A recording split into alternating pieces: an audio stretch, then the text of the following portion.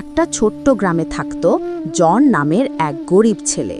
তার বাবা মা মারা গেছে অনেক আগেই, তাই সে একা ভাঙা কুঁড়ে ঘরে থাকত। পেট ভরে খাবার পেত না, কিন্তু মনটা ছিল খুব বড়। জন প্রতিদিন মানুষের বাড়িতে কাজ করে সামান্য টাকা উপার্জন করত। সেই টাকা দিয়ে নিজের জন্য খাবার কেনার পরিবর্তে গ্রামের আরও দরিদ্রদের সাহায্য করত। সবাই তাকে বলতো, তুই তো নিজেই গরিব, তুই কেন অন্যকে সাহায্য করিস? জন হাসি দিয়ে উত্তর দিত, যতটুকু পাই তার ভেতর অন্যকে খুশি করতে পারলেই আমার মন ভরে যায়। একদিন গ্রামে ভয়ানক ঝড় হলো, অনেকের ঘরবাড়ি ভেঙে গেল।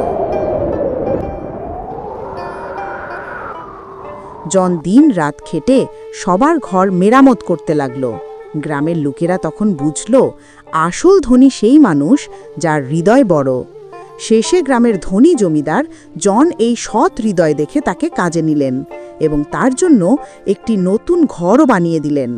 জন হাসি মুখে বলল, অন্যকে ভালোবাসা আর সাহায্য করার নামই আসল সুখ।